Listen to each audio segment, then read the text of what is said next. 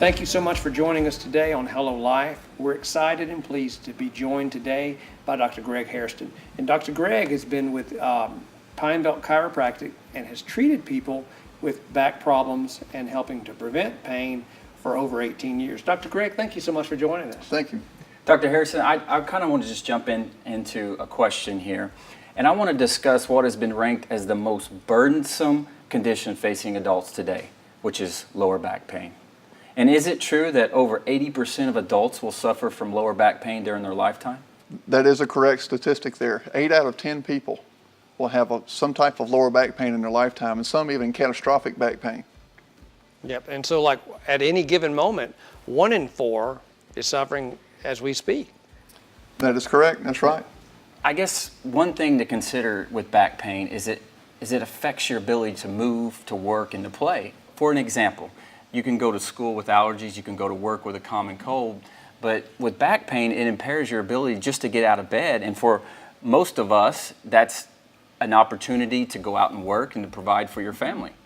That's exactly right, and you worded that correctly. It's lower back pain is one thing, but when it affects your daily life activities, it can affect your work activities and your hobbies. That's when it becomes a more serious problem. You can have a minor back pain or you can have a severe back pain. And when it does not go away, it can get severe enough to affect your daily life activities. That's powerful. So, what are some of the common causes of this and why is it so prevalent in our society? Some of the common causes is, number one is obesity. You got to understand that our spine is weight bearing. So when we add extra weight to it, it stresses it. And when that happens, it can cause problems, especially long-term problems. Lack of core strength, lack of core flexibility, and especially lack of core stamina is very important to understand. And what I mean by core is core strength around your spine. You have to strengthen it to keep it healthy, just like everywhere else in your body. So another thing that I want to talk about, and I think Pat can relate, and maybe myself, is the weekend warrior. I'm sure you've heard of that term. What are some of the risk factors being a weekend warrior? The weekend warrior is a good term. Is usually a middle-aged male, and they're not prepared. They haven't exercised in a long time, and they go out on the weekend and they overexert themselves and take the tissues of the spine or whatever joint they may be injuring at the time beyond its limits, and that can cause problems. Back problems are one of the most common causes there. Mm-hmm. And they can cause some severe problems there. So Dr. Greg, it sounds like a lot of this is preventable. And outside of aging, there are several things that we can do to help improve these outcomes. I'm curious though, I've been hearing that sitting is compared to the new smoking, mm-hmm. right? And so if smoking is so dangerous from a health perspective, I think it's pretty profound for sitting to be compared to that. Why is it compared to something that has such a high risk factor?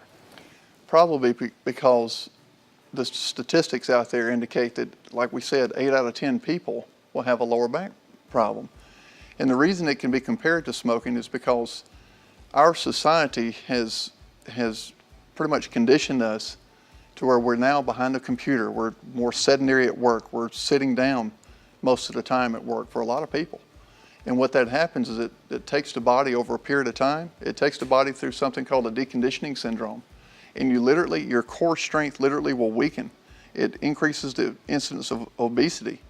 But when you combine that will add extra pressure to the spine, and also lack of core strength and stamina.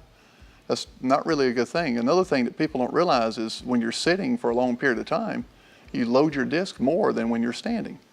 And then especially if you're sitting still, it really bothers you. And a lot of people can relate to that because they tell me that when they're sitting still or standing still, they have more back pain than when they're actually moving. Dr. Hairston, it's been a pleasure. Thank you so much for joining us. And I think to sum up our message, the same all of us can agree is to move. Movement is life. And we want to encourage everyone in the community to move. Together, Anatomies and great physicians like Dr. Hairston, we are working together to improve the quality of life of all Mississippians. And it all begins with one step. And that step, for so many of us, is overwhelming, and it doesn't have to be. We encourage you to get connected to people and to groups that can provide the support and the expertise to help you see success. There are links below to provide more information, and there are people ready to help. We encourage you to take the time to take care of you and make the decision that will allow you to say, hello, life. Dr. Greg, thank you so much for joining us. It's been a pleasure. Thank you for having me. Thank you so much. Appreciate you. Thank you.